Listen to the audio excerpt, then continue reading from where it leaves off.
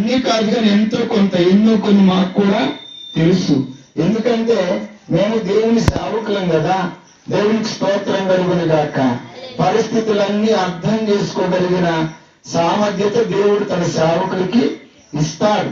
దేవుడు తాను ఏం నిర్ణయించాడు అవన్నీ ఆయన క్షుణ్ణంగా మనకేం చేస్తాడు, వివరిస్తూ ఉంటాడనమాట. ఇప్పుడు ఇలా రండి, ఇక్కడ దైవ వాక్యాన్ని మనం ఆలోచన చేస్తున్నాం. ప్రభు మనతో మాట్లాడుతున్న శ్రేష్టమైన సంగతులను మనం అర్థం చేసుకుందాం ఈ రాత్రి. ఇక్కడ యేసుక్రీస్తు ప్రభు వారితో ఒక వ్యక్తి అంటున్నాడు, ప్రభువా ఇదిగో యేసయ్యా, ఒక మాట నేను నీతో చెప్పాలనుకుంటున్నాను. ఏం చెప్పాలనుకుంటున్నావయ్యా? ఏమి లేదు ప్రభువా, ఇదిగో ఈ కట్టడాలు చూస్తున్నావు కదా, ఎంతెంత గొప్పరాళ్ళు అనుకున్నావు, ఇవి ఎక్కడి నుంచి తెచ్చారనుకుంటున్నావు, వీటిని ఎలాగే చెక్కారనుకుంటున్నావు, వీటిని చెక్కడానికి ఎంత ప్రయాసపడ్డారనుకుంటున్నారు. ఆ రోజుల్లో వీటిని చెక్కినంత మంచి శిల్పకారులు ఇప్పుడు ఇక్కడ లేరు. వాళ్ళు చాలా చక్కగా వీటిని ఏర్పాటు చేశారని ఆ కట్టడాలను గురించి, ఆ రాళ్లకున్న సౌందర్యాన్ని గురించి, ఆ రాళ్లకున్న ప్రత్యేకతను గురించి యేసుక్రీస్తు ప్రభుల వారితో అతడు వివరింపు మొదలు పెడతాడు. అతడు చెప్పడం మొదలు పెడతాడు. యేసుక్రీస్తు ప్రభుల వారు అతడు చెప్పేదంతా విని అయ్యా నీవి కట్టడాలు చూస్తున్నావు కదా. చూస్తున్నాను ప్రభు, చిన్నప్పటి నుంచి వీటిని చూస్తున్నాను. మా పితరులు మాతో వీటిని గురించి చెప్తుంటే విన్నాను, విని దాని గురించి నేర్చుకున్నాను. ఓకే, మంచిది, నువ్వు నేర్చుకున్నావు. కానీ ఒక సత్యం నీకు చెప్పబోతూ ఉన్నాను, ఒక నిజం నీకు చెప్పబోతూ ఉన్నాను. అదేంటంటే నీవు ఇప్పుడు చూచుచున్న ఈ రాళ్ళన్నీ రాతి మీద రాయి ఉండకుండా పడవేయబడే ఒక దినము వస్తుంది అని చెప్పాడు. నిజానికి అతడు ఏమని ఆలోచన చేస్తుంటాడు? అతడు ఇలా ఆలోచన చేసి ఉంటాడు, ఏమని? యేసు ప్రభుకి నేను ఈ కట్టడాల గురించి చక్కగా ఏం చేశాను, వివరించాను కదా, ఈయన నన్ను మెచ్చుకుంటాడు. ఒరే, నీకు బాగా తెలిసిందే, నువ్వు చక్కగా నేర్చుకున్నావే, నువ్వు చక్కగా దీని గురించి నాకు వివరించావే అని ఏం చేస్తాడు అనుకున్నాడు, మెచ్చుకుంటాడు అనుకున్నారు. ప్రియులారా, ఆయన మెచ్చుకోరా. మన వర్ణన, మన కల్పన, మనలో ఉన్న అపార్థాలు ఏవో రకంగా చెప్తే దేవుడు ఎంత మాత్రం మనం ఏం చేయలేడు, మెచ్చుకోలేడు. కానీ దేవుడికి తెలుసు ఏదేంటో ఎప్పుడు ఎలా జరుగుతుందో అవన్నీ ఎవరికి తెలుసు చెప్పండి? దేవునికి స్తోత్రం. ఎవరికి తెలుసు? దేవునికి తెలుసు. ప్రియులారా, దేవుడు ముందుగానే వాటన్నిటినీ మనకి నిషేధపరుస్తూ ఉంటాడు, వివరిస్తూ ఉంటాడు అన్నమాట. మనం అర్థం చేసుకుంటూ ఉంటాం దేవుని యొక్క లేఖనాలను. ప్రియులారా, ఇలాగా మనం ఆలోచన చేసినప్పుడు ప్రభు అంటున్నాడు, నీవు ఈ కట్టడాల గురించి గొప్పగా చెప్పావు, కానీ కొద్ది రోజుల్లో ఈ కట్టడాలు ఉండవు. నీవు ఈ కట్టడాలను గూర్చి అతిశయిస్తున్నావు, నీవు ఈ రాళ్లను గూర్చి అతిశయిస్తున్నావు, నీవు ఈకున్నటువంటి దేవాలయాన్ని గూర్చి అతిశయిస్తున్నావు, కానీ ఇది శాశ్వతము కాదు అని చెప్పారు. దేవునికి స్తోత్రం కలుగును గాక. ఈ రోజుల్లో మనం కూడా అంతేనండి. సహజంగా మనకు కలిగిన వాటిని బట్టి ఏం చేస్తూ ఉంటాం, సంతోషిస్తూ ఉంటాం. మనకు కలిగిన వాటిని గురించి గొప్పగా మనం చెప్పుకోవడానికి ప్రయత్నం చేస్తాం. నేనైనా, నువ్వైనా, ఎవరమైనా సరే మన మనుషులు ఇలాగే ఆలోచన చేస్తాం. దాంట్లో నేను అతీతం, నువ్వే గొప్పలు చెప్పుకునే వ్యక్తివి, నేను ఎక్కడ గొప్పలు చెప్పుకునే వ్యక్తిని కాదని చెప్పడానికి నేను సిద్ధంగా లేను ప్రియులారా. ఎందుకంటే ప్రతి మనిషి ఒక్కొక్కరు కొద్దిగా చెప్పుకుంటారు, ఒక్కొక్కరు ఎక్కువ చెప్పుకుంటారు, అంతే తేడా. ఏదో ఒక సమయంలో మన బిడ్డలను కూర్చో, లేకపోతే మనకున్న నివాసాన్ని కూర్చో, లేకపోతే మనం చేస్తున్న పనిని కూర్చో, మనం చూస్తున్న పరిస్థితులన్నిటిని బట్టి ఇతరులకు మన గురించి ఆటోమేటిక్ ఏం చేస్తాం, గొప్పగా చెప్పుకుంటాం. మా పిల్లలంటే ఏమనుకుంటున్నా, ఎంత బాగా చదువుకున్నారనుకుంటున్నా సహజం. మరి మన పిల్లలు మనం పొగుడుకోకపోతే ఎవరు పొగుడుతారు చెప్పండి? మనం కనపరుచుకోకపోతే ఎవరు కనపరుస్తారు? మన బిడ్డల గురించి మనం మంచిగా చెప్పుకోకపోతే ఎవరు చెప్తారు? కనుక సహజం చెప్పుకుంటూ ఉంటాం, సహజంగా చెప్పుకుంటూ ఉంటాం. దాని ప్రియులారా, ప్రభు అంటున్న మాట ఏంటంటే, నీవు వీటిని గురించి ఆలోచన చేస్తున్నావు, వీటిని గురించి గొప్పగా ఎంచుకుంటున్నావు, వీటిని గురించి గొప్పగా మాట్లాడుకుంటున్నావు, కానీ నీవు చూచుచున్న ఇవన్నీ ఒక రోజుకు రాయి మీద రాయి ఉండకుండా పడద్రోయబడుతుంది. మనం అనుకున్న గొప్పతనాలన్నీ శాశ్వతంగా మనతో ఉండవు. మనం కోరుకుంటున్న పొగడ్తలన్నీ మనల్ని మనం గనపరుచుకున్న తీరంతా ఎల్లకాలం అది ఉండదు ప్రియులారా, ఎల్లకాలం ఉండదు. నేను ఒకసారి కొడబాటుల్లో, నేను యవనస్తుడిగా వివాహం కాకముందు చిన్నవాడిగా ఉన్నప్పుడు ప్రియులారా, అంత యవనస్తులంతా రోడ్డు మీదకి వచ్చేసి అక్కడ పెద్ద రాళ్ళుండి, ఒక 80-85 కేజీలు రాళ్ళుండే, గుండ్రపు రాళ్ళు. ఆ రాళ్ళు తీసి ఎత్తి పాడేస్తా ఉండేవాళ్ళు. నేను బలవంతుడిని వాళ్ళు ఎత్తి పడేస్తా ఉండేవాళ్ళు. నేను బలవంతుడిని ఏం చేస్తా ఉంటారు, ఎత్తి పడేస్తా ఉండేటువంటి వారు. నేను చూస్తా ఉండేవాడిని. ఒరే, వీళ్ళందరూ బలి లేపుతున్నారు, ఏం చేయాలి, నేను కూడా లేపాలని చెప్పి మనసులో ఉండి, అందరూ ఉన్నప్పుడు వెళ్ళిపోవాడిని కాదు. అందరూ వెళ్ళిపోయిన తర్వాత అందరూ పొద్దుపోయినా కొంటారు, నేను కూడా కొంచెంసేపు ఉండి ఇంటికి వెళ్ళిపోతా. ఇంటికి వెళ్ళిపోయి చక్కగా స్నానం చేసేసి అన్నం తిని ప్రశాంతంగా కొంచెంసేపు పడుకుంటా. కొంచెంసేపు పడుకున్న తర్వాత ఏం జరిగిద్దంటే నాకు మెలకు వచ్చేసిద్ది. కొంచెంసేపు పడుకున్నాక నాకేం వచ్చేసిద్ది, మెలకు వచ్చేసిద్ది. మెలకు రాగానే అదే ఏ రాగానే మెలకువా రాగానే ఏం జరిగేదంటే ప్రియులారా, ముందుకు వచ్చే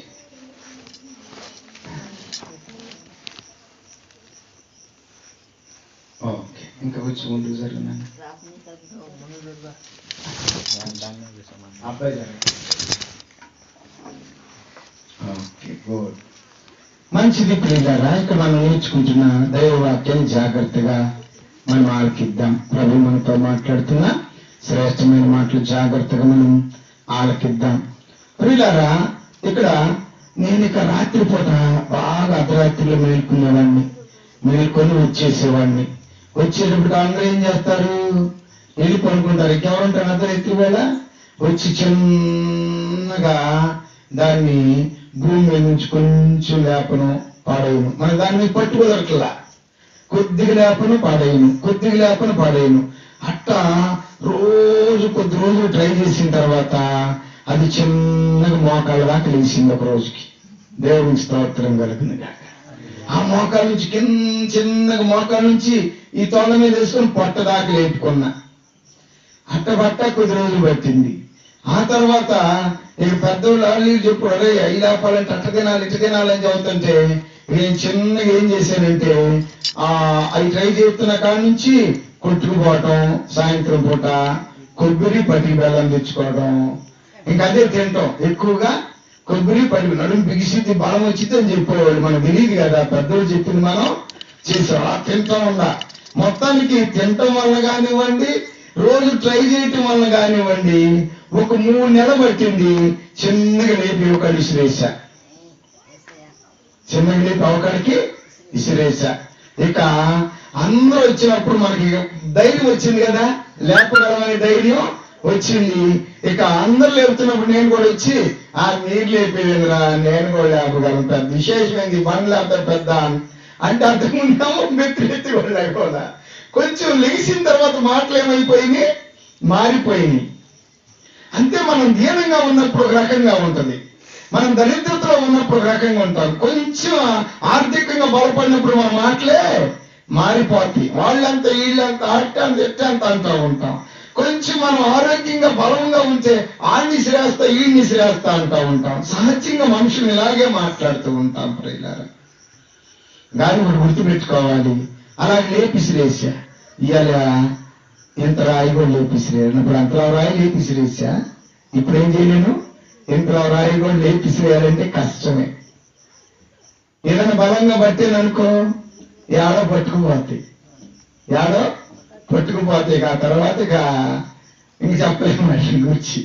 కనుక ప్రియులారా, మనుషుడికి ఉండేటువంటి శక్తి బలాలు ఎల్లకాలము ఉండవు. కొంతకాలమే మనిషికి ఉండే గొప్పతనాలు ఉండేవి.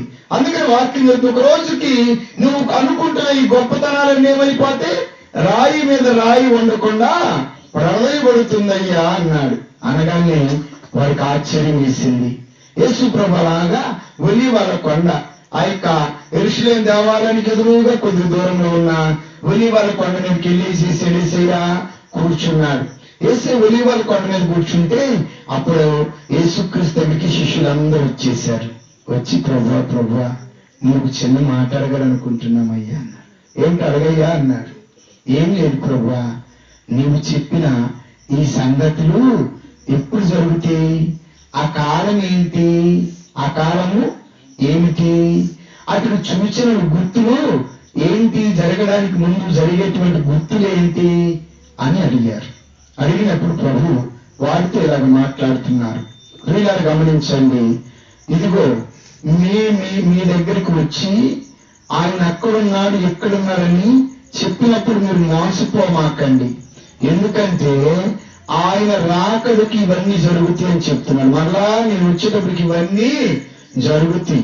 ఏం జరుగుతాయి అని అంటే జనముల మీదకి జనములు లెగుస్తారు కదా. ఒక కుటుంబంలోని తల్లి మీదకి బిడ్డలు లెగుస్తున్నారు కదా. దేవునికి స్తోత్రం. బిడ్డల మీదకి తల్లిదండ్రుల మీదకి బిడ్డలు లెగుస్తూ ఉన్న పరిస్థితులు మనం సమాజంలో గుర్తిస్తూ ఉన్నాం. అన్నదమ్ముల మీదకి రక్త సంబంధికులే అమ్మ ఏం చేస్తున్నారా? వ్యతిరేకంగా లెగుస్తూ ఉండేటువంటి పరిస్థితులను మనం గమనిస్తూ ఉన్నాం. రక్త సంబంధికులకి పట్టలేదు. ఆ తోడుకోళ్ళకి పడడం లేదు. ఆడబిడ్డలకి ఆడబిడ్డలకి కోడలకి పడడం లేదు. అత్తకి మామకి పడడం లేదు. ప్రియులరా, ఆ కోడలకు అత్తలకు మా తల్లుళ్ళకి మామలకు కూడా పడడం లేదు. ఒకరి మీద ఒకరు కుటుంబంలోని వ్యతిరేకంగా లెగుస్తూ ఉండేటువంటి సమాజాన్ని మనం చూస్తూ ఉన్నాం. ఎక్కడికక్కడ కుటుంబాల్లో నెమ్మది లేని పరిస్థితులు, గలిబిలితో కూడిన పరిస్థితులు, గందరగోళంతో కూడిన పరిస్థితులు ఈనాడు ప్రజెంట్ సమాజంలో మనం చూస్తూ ఉన్నాం. ప్రియులారా, ప్రభు అంటున్నాడు, జనముల మీదకి జనములు లెగుస్తారు, రాజ్యాల మీదకి రాజ్యాలు లెగుస్తాయి. ఆయన గుర్తులు ప్రియుల యేసుక్రీస్తు రావడానికి గుర్తు అన్నమాట. ఇప్పుడు చూడండి, ఎక్కడ పడ్డ దేశాల మీదకి దేశం. రష్యా ఉక్రెయిన్ మీదకి వస్తా ఉంది. హమాస్ వెళ్ళి ఇజ్రాయెల్ మీద యుద్ధం చేసింది. ఇప్పుడు ఇజ్రాయెల్ వచ్చి హమాస్ మీద, ఇంకా ఇరాన్ మీద, ఇరాక్, ఇలాగా మొత్తం దేశాల మీద ఏం జరుగుతుంది? యుద్ధాలు జరిగిపోతా ఉన్నాయి. చూడండి, రాజ్యాల మీదకి ఏమవుతుంది అంట? రాజ్యాలు వస్తున్నాయి అంటే చూడండి ఎంత వాక్యం నెరవేర్చబడుతుంది. యేసు ప్రభు రాకడకు మనం ఏమై ఉన్నాము? సమీపంగా ఉన్నాం. ప్రియులారా, ఈ సత్యం మనం గుర్తుపెట్టుకోవాలి. ఈ సత్యాన్ని మనం గమనించాలి. మోసపోవద్దు. దేవుడు ఎక్కిరించబడండి, మోసపోవద్దండి. సత్యాన్ని గుర్తించండి. సర్వసత్యంలోకి నడిపించబడండి. వాక్యం చెబుతున్న సత్యాన్ని జాగ్రత్తగా అర్థం చేసుకున్నాం. ప్రియులారా, అర్థం చేసుకున్నాం. ప్రభు మనతో మాట్లాడుతున్న శ్రేష్టమైనటువంటి సంగతులను మనం అర్థం చేసుకున్నాము. ఏమిటయ్యా అది అంటే వాక్యం చెప్తున్న సత్యం ఏమిటి అంటే, ఇక్కడ మనం నేర్చుకున్న ఆధ్యాత్మికమైన వివరణ ఏమిటి అంటే, ఆయన రాకడ ఏమవుతుందంట? సమీపంలోకి వచ్చాం. గుర్తులు నెరవేర్చబడుతూ ఉన్నాయి. అమ్మా, గుర్తులు నెరవేర్చబడతా ఉన్నాయి. గుర్తులు నెరవేర్చబడుతున్న శ్రేష్టమైనటువంటి దినాల్లో మనం ఉన్నాం. ఇంకా ప్రభు రాబోతున్నాడు. నిత్యత్వానికి మనం వెళ్ళడానికి దగ్గరలో ఉన్నాం. దేశం మీదకి దేశాలు, రాజ్యాల మీదకి రాజ్యాలు వస్తాయి అన్నాడు. ఆ తర్వాత అక్కడక్కడ భూకంపాలు. ఏ కంపాలు? భూకంపాలు. పిల్లలు మన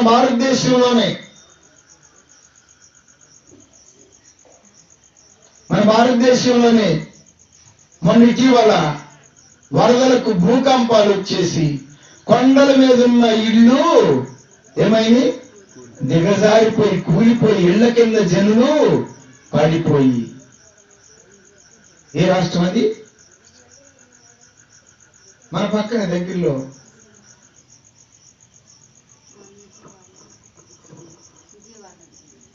విజయవాడలో వరదలయ్యి ఇల్లు కూలింది. మన పక్క రాష్ట్రం అది రాయలసీమ. వేరే రాష్ట్రం, మన రాష్ట్రం. అదేంటంటే ఐపీఎల్ వెళ్తారు కదా, శబరిమలకి ఐపీఎల్ వెళ్తారు కదా, ఆ రాష్ట్రం వెరీ గుడ్, కేరళ రాష్ట్రం. కేరళ రాష్ట్రంలో అలాగ భూమి మొత్తం ఏమైపోయింది, కొండలు కూడా కరిగి ఇల్లు కూడా మొత్తం పాడిపోయి కొన్ని వేల మంది మట్టిలో మునిగిపోయారు. అంత ఒక 2-3 నెలల క్రితం జరిగిన సంఘటనలు. మన విజయవాడ సంఘటన అయితే ఇంకా భయంకరం అనుకోండి, అదే పెద్ద భయంకరం కాదు, దానితో చూసుకుంటే ఇది పెద్ద విషయం కాదు. కానీ పిల్లలు అక్కడ అసలు చెప్పడానికి వీలు లేదు. ఆ బురదను పెళ్ళగించి మట్టిలో నుంచి మన ఇసుకల వరకు తెలిసింది బాగా త్యాగలు బీగినట్టు మెగుతున్నారు మట్టిలో నుంచి. ఏంటి శవాన్ని, మనుషుల్ని త్యాగలు కనుక లాగినట్లు లాగుతున్నారు మనుషుల్ని. బురదలో కూరుకుపోయి ఏమైపోయారో తెలియదు, ఎంత లోతులు కూరుకుపోయారో తెలియదు. అలాంటి భయంకరమైన పరిస్థితులు మనం చూస్తూ ఉన్నాం సమాజంలో. ఇవన్నీ చూస్తూ ఉన్నప్పుడు, ఇవన్నీ జరుగుతూ ఉన్నప్పుడు ఇవి అంతం కాదంట. అప్పుడేం కాదంట, అంతం కాదంట. అంతమునకేంటి గుర్తులు ఇవన్నీ, అప్పుడే అంతం రాదు. ఇవన్నీ జరగవలసి ఉన్నది. అక్కడక్కడ కరువు అంట. ఏమంది? కరువు. కరువు ప్రియులారా, ఎంత కరువు అనుభవిస్తున్న పరిస్థితులు ఉన్నాయంటే శ్రీలంకలో భయంకరమైన కరువు ఉందంట. మన కోడిగుడ్డు ఎంత? 7 రూపాయలు. శ్రీలంకలో కోడిగుడ్డు కొనాలంటే, అంటే ఎవరు చెప్తే నాకు తెలియదు, కనీసం 13 నుంచి 14 రూపాయలు కావాలంట ఒక గుడ్డు కొనాలంటే. అంటే ఏమొచ్చేసింది అక్కడ? కరువు వచ్చేసింది. కరువు, దేశంలో కరువు, ప్రపంచంలో కరువు. ప్రియులారా, ఏదో దేవుని కొమ్మటి మన ఆంధ్రప్రదేశ్ పర్లేదు, మన దేశంలోనే మన పక్కనే ఉన్నటువంటి ఒరిస్సా వెళ్ళామనుకోండి. నేను ఇల్లు వచ్చాను ఒరిస్సా వెళ్ళామనుకోండి, అక్కడ భయంకరమైన కరువు. అక్కడ ఆహారం నేను తెలియక జాంకాయ కొందామని వెళ్ళా. ఒక్క జాంకాయ 95 రూపాయలు తీసుకున్నాడు. మన పక్కనే ఉన్న ఒరిస్సా. ఒక జాంకాయ గుండె ఆగిపోయింది. మనకేం ఆ భాష రాదు. గమకని కాయ అయ్యా అన్న ఆకలితో. వాడు కాయ ఇచ్చాడు. ఎంత అన్నాడు? ఎంత అని అడిగాను. 95 రూపీస్ అన్నాడు. ఇంకా అతిమా మాట మనకు అర్థం కాదు. ఒడియా మనకు రాదు కదా. ఇంగ్లీష్లో ఏదో కొంచెం డబ్బులు లెక్క అంటే కొద్దిగా వీళ్ళు మాట్లాడుతుంటే మనకు కొంచెం మనసులో ఉంది కనుక 95 రూపాయలని 100 రూపాయలు ఇచ్చా. వాడు 5 రూపాయలు కూడా తిరిగి ఇలా నో చేంజ్ అన్నాడు.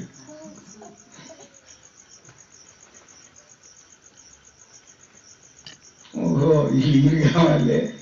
ఎందుకంటే నోరు మూసుకొని చిన్నగా ఆ జాంకాయ ఆ రోజు కడుపు నింపుకున్నాను. అక్కడంతా ఉప్పుడు బియ్యం తింటారు. ఆ ప్రాంతాలను ఉప్పుడు బియ్యం. ఇంకా తిండి మనం తినలేం. ప్రతి దాంట్లో బంగాళదుంప, వంకాయ.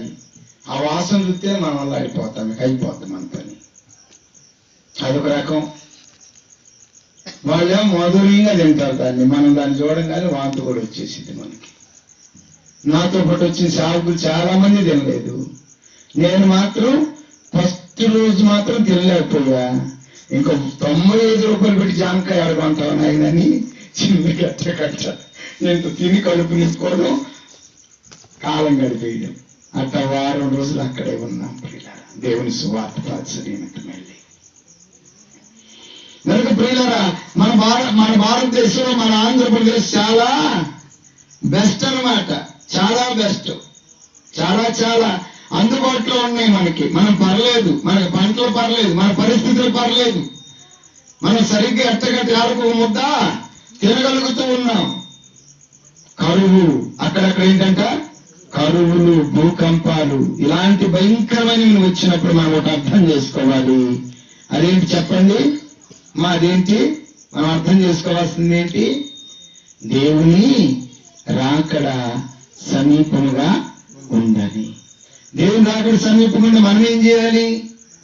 మనం ఏం చేయాలి అంటే మనం యేసుక్రీస్తు రక్తంలో కడగబడిన అనుభవంలో బ్రతకాలి. దేవుని